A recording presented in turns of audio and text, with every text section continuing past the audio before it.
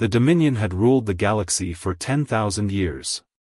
Their massive ships, advanced weapons, and ruthless tactics had crushed every species that dared to challenge them. They were proud, tall beings with metallic scales and razor-sharp claws, evolved from apex predators on their harsh homeworld. To them, warfare was art, and conquest was their legacy.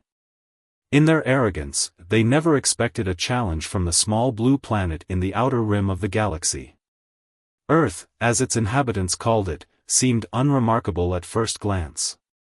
The Dominion scout ships reported a relatively young civilization, barely spacefaring, with primitive weapons and fragile bodies. The humans, as they called themselves, appeared weak and soft compared to the mighty warriors of the Dominion. Captain James Walker of the Earth Defense Force stood on the bridge of humanity's first deep space warship, the Thunder. He watched through the viewscreen as 3 massive Dominion vessels approached Earth's orbit. The ships were beautiful in their deadliness, sleek, dark shapes that seemed to absorb the starlight around them. "They're broadcasting a message, sir," reported Tom, the communications officer. His voice was steady, but his hands trembled slightly as they moved across the control panel. The message was simple and direct: submit or be destroyed. It was the same ultimatum the Dominion had given to hundreds of other species across the galaxy. None had successfully resisted. But the Dominion didn't understand something fundamental about humans. Unlike the other species they had conquered, humans had spent their entire history fighting, not just against other humans, but against their own planet. Earth had tried its best to kill humanity countless times through ice ages, plagues, natural disasters, and harsh environments. Yet humans had survived and thrived, developing an uncanny ability to adapt and overcome any challenge. Walker smiled grimly as he gave the order that would change the course of galactic history: battle stations. Show them how humans fight. What followed shocked the Dominion commanders. The Thunder, despite being smaller and less advanced, moved with an agility that seemed impossible. Human pilots pushed their ships beyond their design limits, executing maneuvers that the Dominion's tactical computers classified as suicidal, yet somehow survived. When the first Dominion ship exploded, its commander's last transmission to the fleet contained a note of disbelief: impossible. They're just humans. The battle for Earth had begun, and with it, the galaxy's deadliest species was about to learn a harsh lesson about underestimating humanity's will to survive. As the remaining Dominion ships retreated to regroup, Walker knew this was just the beginning. Humanity had survived its first encounter with the galaxy's apex predators, but the real war was about to begin. And unlike the other species the Dominion had conquered, humans had something unique: they didn't just fight to survive, they fought to win. The Dominion High Command was in chaos. For the first time in 1,000 years, they had called an emergency meeting of the War Council. In their Grand Assembly Hall, built from the bones of conquered species, 12 of the most powerful Dominion commanders gathered to address an unprecedented situation: their defeat at Earth. High Commander Rex, his metallic scales dulled with age but his yellow eyes still burning with fury, slammed his clawed fist on the black crystal table. 3 ships. We lost 3 ships to primitives who haven't even colonized their own solar system. The tactical displays showed recordings of the battle. Human ships performing maneuvers that defied conventional space combat doctrine. Smaller craft diving into the weapon ports of Dominion vessels. Pilots choosing certain death to ensure their missiles struck true. "They're insane," growled Commander Vex, her scales bristling. "No rational species fights like this. They ignore self-preservation protocols. They adapt their tactics mid-battle. She paused, struggling with a concept foreign to Dominion warfare: they improvise. The Council strategist, Master K, stepped forward. Unlike his warrior kin, his scales were smooth and his movements calculated. "You're all missing the point. The humans didn't just get lucky. They showed us something we haven't seen in 10,000 years: creativity in combat. Back on Earth, humanity was preparing for the inevitable counterattack. Captain Walker stood in the United Earth Defense Council chamber, addressing representatives from every nation. The room hummed with tension and determination. "The Dominion will return," Walker said, his voice carrying across the chamber. "Not with 3 ships, but with 3,000. They don't tolerate resistance. But they've given us something precious: time. Time to prepare, and time to do what humans do best: adapt." Scientists and engineers worked around the clock, reverse engineering technology from the destroyed Dominion ship. They discovered something surprising: Dominion tech wasn't more advanced in all areas. It was just different. Where the Dominion built for overwhelming power, humans focused on speed and flexibility. Where Dominion ships were heavily armored, human vessels emphasized maneuverability. Dr. Anna Smith, lead researcher at the Global Defense Institute, made a breakthrough that would change everything. Their targeting systems, she explained to Walker, pointing at complex diagrams, they're designed to predict logical combat maneuvers. But humans don't always fight logically. We fight with instinct, with emotion. Their computers can't predict what their logic says is impossible. The Dominion fleet arrived 3 months later. 3,000 ships, just as Walker had predicted, darkened Earth's skies. Their message was different this time: your species has earned the honor of extinction. But humanity was ready.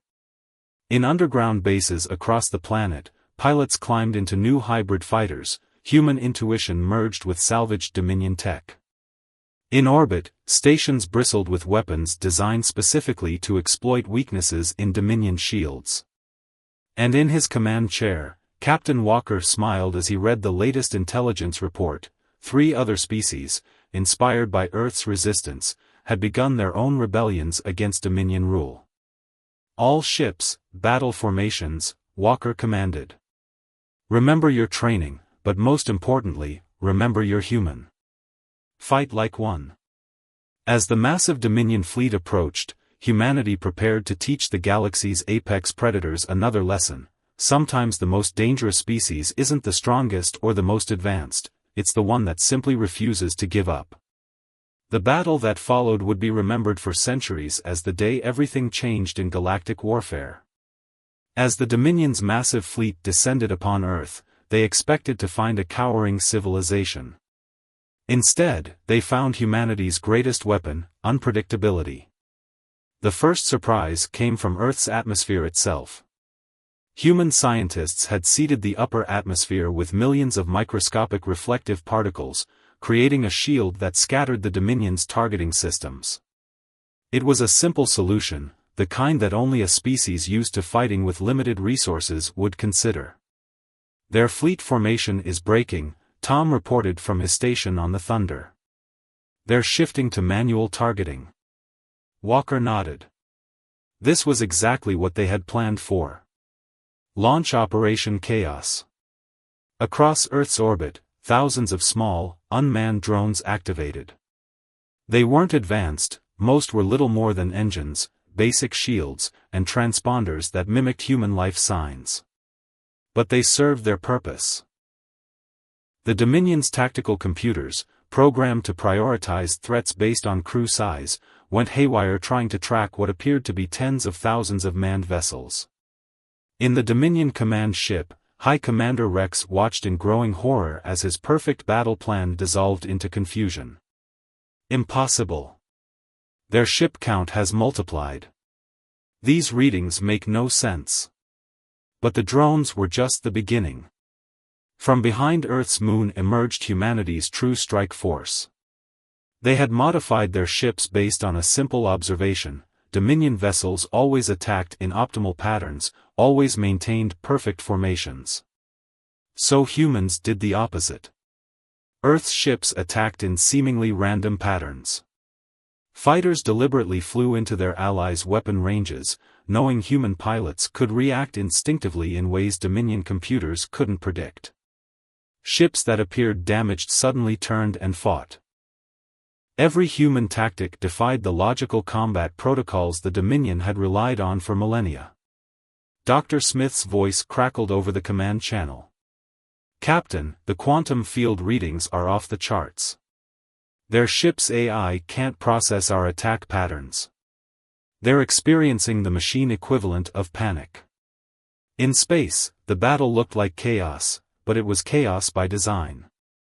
Human ships weaved between Dominion vessels, forcing them to hold their fire to avoid hitting their own ships. Small fighter squadrons executed maneuvers that looked suicidal until the last possible moment, when they would pull away, leaving Dominion ships to fire on each other. "They're adapting," Walker observed as the Dominion fleet began to break into smaller groups. "But not fast enough. Launch the EMPs." This was humanity's masterstroke. While the Dominion relied on complex AI systems to control their massive ships, human vessels were designed to function even with minimal computer assistance. When the electromagnetic pulses detonated throughout the battlefield, Earth's ships were ready. The Dominions weren't. Commander Vex watched in disbelief as system after system failed across her fleet. "How do they keep fighting with their computers down?" she demanded. The answer was simple: humans had trained for exactly this scenario. While Dominion crews scrambled to restore their systems, human pilots flew by instinct and training, targeting the now vulnerable enemy ships with devastating precision. As the battle turned decisively in Earth's favor, Walker received an unexpected transmission. It came from a small ship at the edge of the combat zone, a vessel from one of the Dominion's slave species.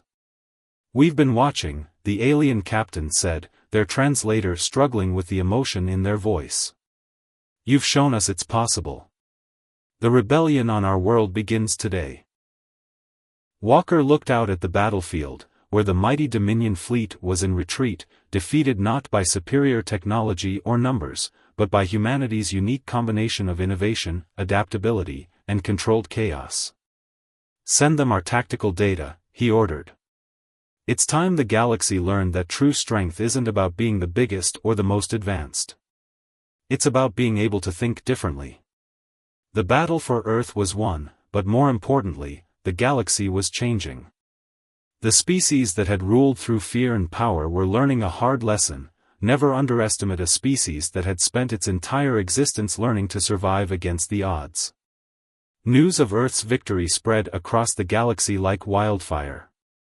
The Dominion tried to suppress the information, but they had never faced something as persistent as human communication techniques. Earth's broadcasts, carried by small, stealthy drones, reached the farthest corners of occupied space. 3 months after the Battle of Earth, Captain Walker stood on the observation deck of the Thunder, watching as representatives from 7 different species boarded the ship. Each had risked death to reach Earth, smuggled aboard merchant vessels or traveling in ships disguised as space debris. "They're calling it the human gambit," Tom said, handing Walker a data pad showing transmissions from across the galaxy. "Every species that's been fighting the Dominion wants to learn our methods." The first delegation was from the Arcs, a species of crystalline beings who had been mining slaves for the Dominion for centuries. Their leader, a towering figure of translucent crystal, approached Walker with a deep bow. "Your victory gave us hope," the Arc leader's thoughts translated directly into speech. "But we need more than hope. We need to learn how to think like humans." In the ship's main conference room, Dr. Smith led the briefing. The assembled aliens watched in fascination as she explained the principles that had led to Earth's victory. "The key isn't just technology," she explained. "It's about thinking beyond established patterns. The Dominion expects resistance to follow rules, the rules they created. Break those rules, and their whole system falls apart." Meanwhile, across the galaxy, the effects were already showing. On the desert world of the Runners, a species of swift, four-legged beings, Dominion supply lines suddenly faced hit-and-run attacks that defied prediction. The Runners had taken humanity's lesson to heart: never attack where or when the enemy expects. In the gas giant colonies of the Floaters, ethereal beings who had been energy farmers for the Dominion, power stations began experiencing accidental overloads. They had learned from Earth's EMP strategy, adapting it to their own unique abilities. The Dominion War Council was in permanent session now. High Commander Rex watched the reports flood in with growing dread. "They're all using human tactics," he snarled. "But each in their own way. We can't predict any of them." On a mining world at the edge of Dominion space, a group of enslaved rock dwellers watched a smuggled recording of the Battle of Earth. They saw how human ships used the debris field as cover, and something clicked in their stone-like minds. The next day, entire mining tunnels began mysteriously collapsing, but only under Dominion installations. Back on the Thunder, Walker met with each species individually. "We're not here to lead your rebellions," he explained to the gathered representatives. "We're here to show you how to find your own way to fight." The Whispers, a species of gaseous beings who had served as the Dominion's communication networks, demonstrated their understanding perfectly. They began introducing subtle errors into Dominion transmissions, nothing major enough to detect, just enough to slowly erode the Empire's coordination.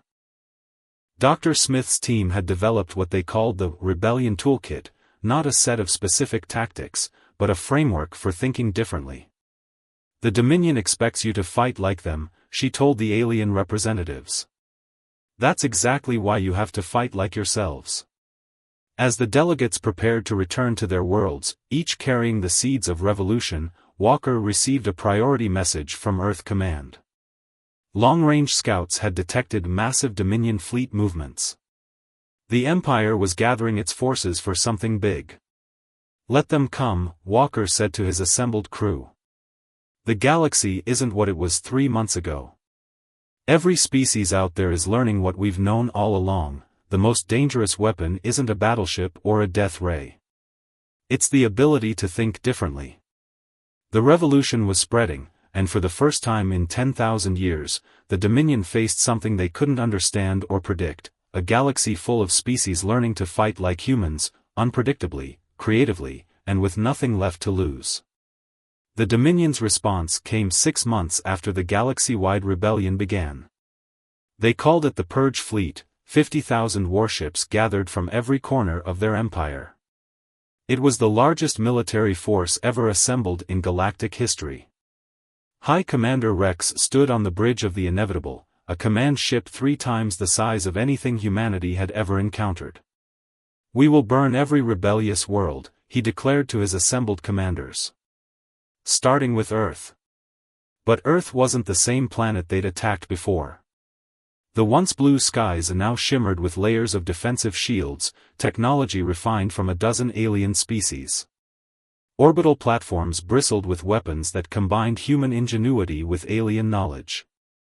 Captain Walker received the reports in the new Combined Species Command Center, buried deep beneath Earth's surface. Representatives from 20 different rebellious species worked at stations designed for their unique physiologies. "The Purge Fleet has split into 3 groups," reported the Whisper delegate, their gaseous form swirling with anxiety. "The largest force heads for Earth. The others target the main rebel worlds." Walker smiled.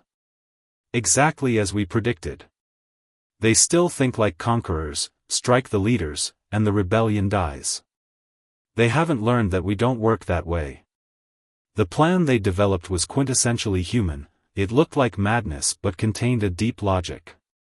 As the Purge Fleet approached Earth, they encountered no resistance. No ships challenged them. No weapons fired. "This is wrong," Commander Vex said, studying her tactical displays. "The humans always fight. Where are they?" The answer came from an unexpected direction. Throughout the Dominion fleet, ships suddenly began losing power. The Whispers, who had maintained the Empire's communication networks for millennia, had planted subtle codes in the fleet's operating systems. But this was just the beginning. From the gas giants came the floaters, riding solar winds to overwhelm Dominion sensors. From asteroid fields emerged ships piloted by rock dwellers, their natural affinity for mineral-rich spaces making them invisible to standard scans. The crystalline arcs refracted energy weapons back at their sources. But the true surprise came from the supposedly empty space around the fleet. Thousands of human ships decloaked, technology shared by a species that had hidden from the Dominion for centuries. The hunters were now surrounded by their prey. Now, Walker commanded, show them what a united galaxy can do. What followed was unlike any battle in galactic history. Each species fought in its own way, but all followed the human principle of controlled chaos. Dominion tactical computers, trying to track thousands of different attack patterns simultaneously, began to fail. On the inevitable, Rex watched in horror as his perfect fleet fell into disarray. Ships designed to fight in strict formations found themselves isolated and overwhelmed. Crews trained to follow exact protocols faced enemies who rewrote the rules of engagement with every passing moment. The turning point came when the runners, those swift beings from the desert world, demonstrated their own adaptation of human tactics. Their ships, small and agile, darted between Dominion vessels, towing microscopic wormholes, another gift from a formerly hidden species. As they passed, sections of the massive Dominion ships simply vanished, transported into deep space. Status report. Rex demanded, as his bridge tilted sideways.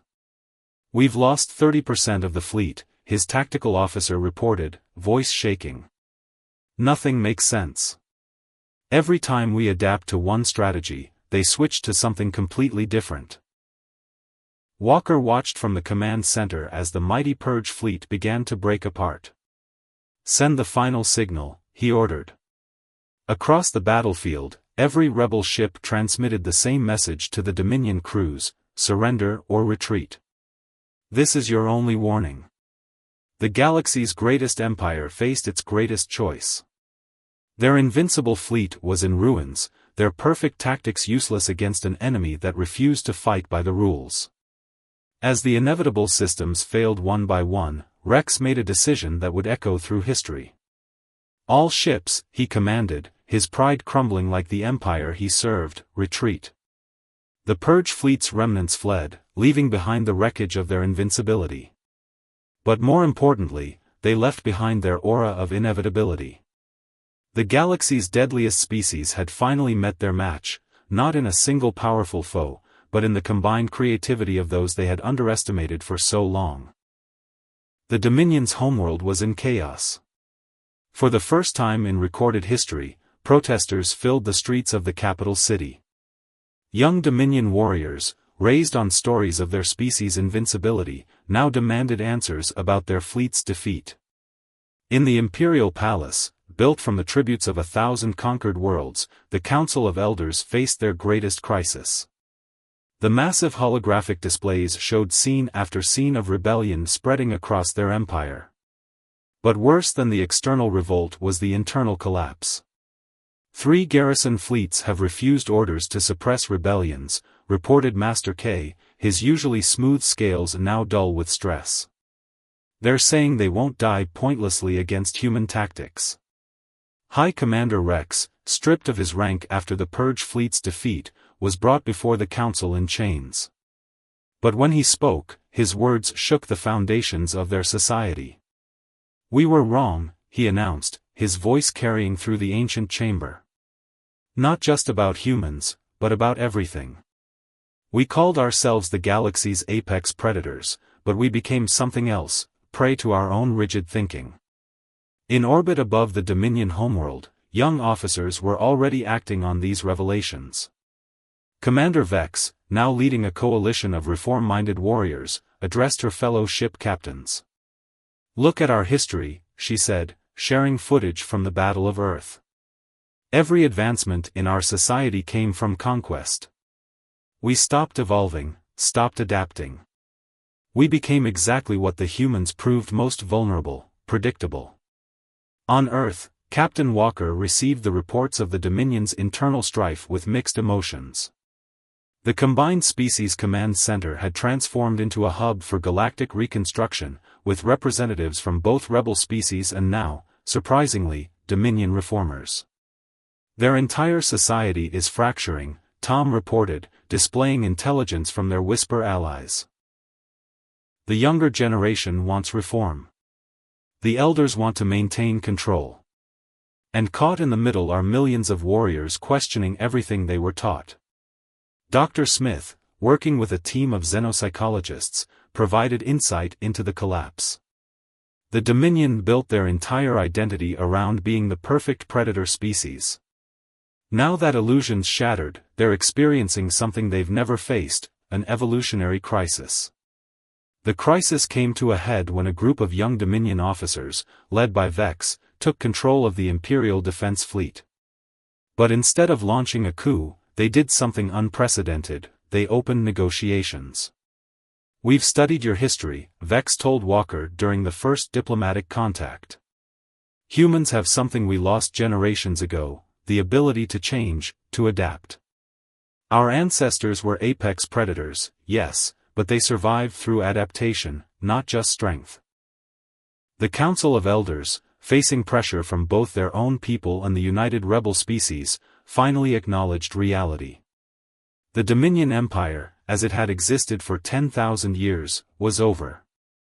Walker stood on the observation deck of the Thunder, watching as Dominion ships now worked alongside their former enemies to rebuild damaged worlds. "They're learning," he observed to Dr. Smith.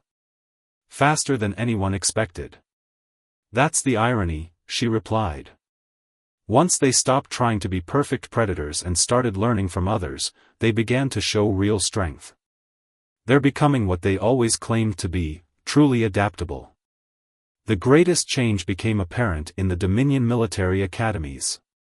Where once they taught only domination and conquest, now they studied human history, learning how a species could grow stronger through cooperation rather than pure competition. Young Dominion warriors trained alongside humans and other species, learning to think creatively rather than just follow protocols. Their natural predatory strengths, combined with new ways of thinking, made them invaluable allies in maintaining peace rather than enforcing submission. As the galaxy entered a new era of cooperation, the Dominion's former title of Deadliest Species took on a different meaning. They learned what humanity had known all along: true deadliness lies not in the ability to destroy, but in the power to adapt, change, and grow. 5 years after the fall of the Dominion Empire, the galaxy had changed beyond recognition. The former Imperial Palace on the Dominion homeworld now housed the Galactic Cooperation Council, where representatives from all species, former rulers and slaves alike, worked together as equals. Captain Walker, now Admiral Walker, stood before the Council's main chamber, addressing delegates from over 50 worlds. The room itself symbolized the new order: crystalline architecture from the arcs, atmospheric barriers for the whispers, gravity wells for the floaters, and reinforced sections for the rock dwellers. 5 years ago, Walker began, we faced extinction. Today, we're building something unprecedented, a galaxy where strength comes from cooperation, not conquest. In orbit above, the new combined fleet conducted training exercises. Dominion warships, their once dark hulls now bearing the symbols of peace, flew in formation with human vessels. But unlike the rigid patterns of the past, these formations flowed and adapted, incorporating the unique abilities of each species. Commander Vex, now head of the Combined Fleet Academy, watched her latest class of cadets, a mix of humans, Dominion youth, and members of a dozen other species. "They're creating tactics we never imagined," she told her old rival and new friend, Tom, who had joined her as head of strategic operations. "That's because they're not bound by old thinking," Tom replied. "Each species brings their own perspective, their own natural advantages. Together, they're stronger than any empire."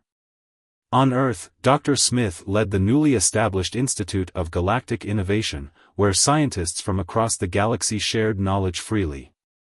The results had been staggering: medical breakthroughs, technological leaps, and solutions to problems that had plagued civilizations for millennia. The Dominion spent 10,000 years collecting tribute, she explained to a group of visiting dignitaries. But the real wealth of the galaxy was always in its diversity of thought, of approach, of perspective.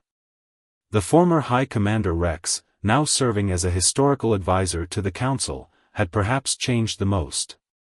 "We thought we were teaching the galaxy about strength," he told his students, a mix of species who studied the past to build a better future.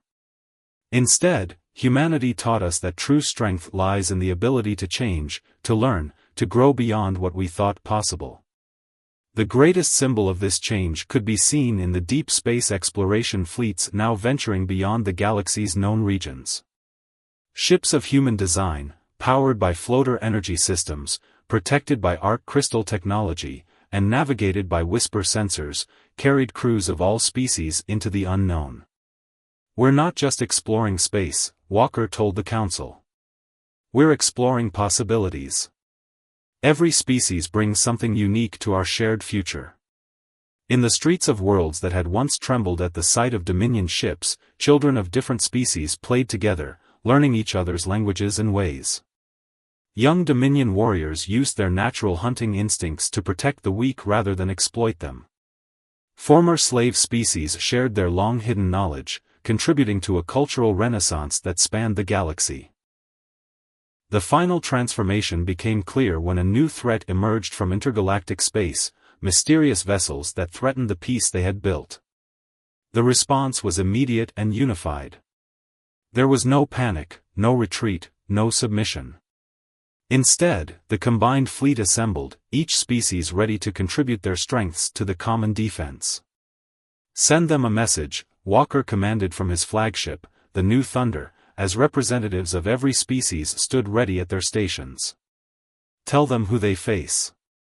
The message was broadcast in all languages, but its meaning was clear: we are the galaxy united. We are all its deadliest species, for we have learned to fight not against each other, but for each other. As the unknown ships approached, Walker looked at his crew, human, Dominion, and a dozen other species working in perfect harmony. They had learned humanity's greatest lesson: the most powerful force in the universe isn't the ability to destroy or conquer, but the strength to unite, adapt, and evolve together. The galaxy's deadliest species had indeed ruled, but only until they learned that true power comes not from ruling over others, but from standing together as equals.